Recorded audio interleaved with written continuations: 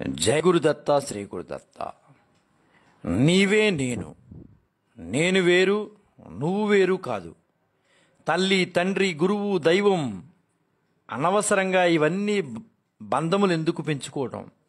ఉన్న తల్లిని చూడడం లేదు కానీ నీవే తల్లి అనడం అంటే నన్ను కూడా చూడకుండా పోవడమే.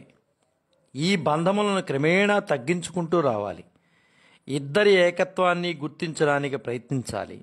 కేవలం ఇద్దరి ఏకత్వమే కాదు, సర్వమందున్న ఏకత్వాన్ని గుర్తించగలగాలి. అదే ఏకోవసి సర్వభూతాంతరాత్మ. ఆత్మతత్వం ఒక్కటే తప్ప ఇంకెవ్వరూ నీవారు. అంత క్షణభంగురం, ఎంత కాలమైనా శాశ్వతంగా ఉండేది ఆత్మతత్వం మాత్రమే. అట్టి శాశ్వత సంబంధం కల్పించుకోకుండా క్షణభంగురమైన నీటి బుడగ వంటి దేహ సంబంధ బాంధవ్యాన్ని అభివృద్ధిపరుచుకోవడం కేవలం మాయ ప్రభావం మాత్రమే. అన్నీ తెలుసు, అంతా చదివాం, అయినా చీకటి గదిలోనే చిందులు తొక్కుతున్నాం. దెబ్బలు తగులకు తప్పదు. చీకటిని దూరం చేసుకోవాలి, వెలుగుని పెంచుకోవాలి. అప్పుడే మన బాధలు తీరుతాయి. చీకటి గదిలో చిందులు తొక్కినంతకాలం దెబ్బలు తప్పవు. మమైవాంశో జీవలోకే జీవభూత సనాతన, అందరి యందు నా అంశమే ఉన్నది అనే దైవత్వాన్ని విశ్వసించాలి. నీవు దేహాంశము కాదు, జీవాంశము కాదు, పంచభూతాంశము కాదు, నా అంశం అనే సత్యవాక్కును విశ్వసించాలి. ఆ విశ్వాసం లేకుండా ఎన్ని సాధనలు చేసినా ప్రయోజనం లేదు. తనని తాను తెలుసుకోదలిచిన మానవుడు మొట్టమొదట తనలోని మాలిన్యాలను దూరం చేసుకుని కొన్ని ద్వేషభావం నిర్మూలనను గావించాలి. ఏకత్వాన్ని పెంచుకోవాలి. ఈనాడు దేశానికి ప్రధానంగా ఉన్నవి ఏంటంటే భాషాభిమానం, దేశాభిమానం, ప్రాంతీయాభిమానం, కులాభిమానం, మతాభిమానం. ఇలాంటి తుచ్చమైన అభిమానాలు మునిగిపోవటం చేత ఆత్మాభిమానానికి దూరమైపోతున్నారు. పెంచుకోవలసింది ఎప్పటికీ ఆత్మాభిమానమే. సాక్షాత్కారం అనగా ఏదో సాధనల చేత లభించే ప్రసాదం అవుతే కాదు. తానుగా ఉన్నాడు. పైనున్న తమోగుణమనే కోటు, రజోగుణమనే చొక్క, సత్వగుణమనే బనీను మూడు తీసివేసిన రోజున గుణాతీతుడైన సచ్చిత్ ఆనంద స్వరూపుడు రూపొందుతాడు. ఇన్ని గుణములు నీలో పెట్టుకుని సచ్చిదానందం లభించాలంటే ఎలా లభిస్తుంది? ఇలాంటి వారికి సచ్చిదానందం ఎప్పటికీ కనిపించదు. గుణాలను ముందు నిర్మూలించుకోవాలి, దోషాలను తుడిచిపెట్టుకోవాలి. అప్పుడే సస్వరూప సందర్శనం అనేది జరుగుతుంది. ఇలాంటి ఎన్నో ఎన్నో ఎన్నో ఎన్నో మంచి విషయాలని మన వేదభూమి అయినటువంటి ఈ దేశంలో ఎంతోమంది సద్గురువులు, ఆధ్యాత్మిక గురువులు ప్రబోధం చేస్తూనే వెళ్ళారు. అలాంటి కోవకు చెందినటువంటి మహాపురుషుడు గురించి ఈరోజు మనం నేర్చుకోబోతున్నాం.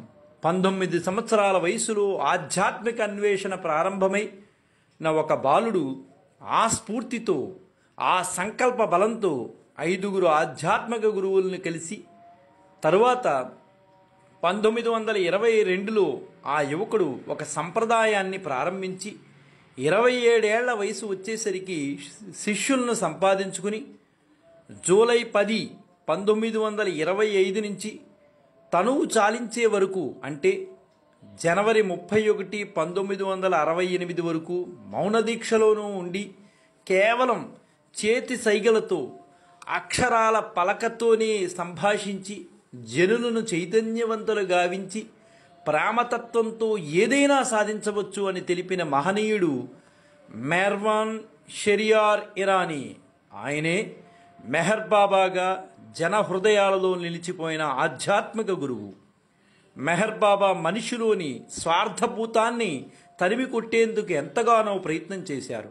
అందులో భాగంగానే అన్ని బంధాలకు పతనానికి హేతువైన నేను, నాది అనే స్వార్థాన్ని వేడండి అని ఎప్పటికప్పుడు చెప్పేవారు. నిన్ను నువ్వు ప్రేమించుకున్నట్లయితే తోటి మనిషిని ప్రేమించమని, అప్పుడే పరమాత్మకు మనం చేరువవుతామని చాటి చెప్పిన మహనీయుడు మెహర్ బాబా. ఆధ్యాత్మికత మనిషిని పరమోన్నతమైన మార్గానికి తీసుకువెళ్ళే ఆలంబన కావాలి. దిశానిర్దేశం చేశారు మెహర్ బాబా.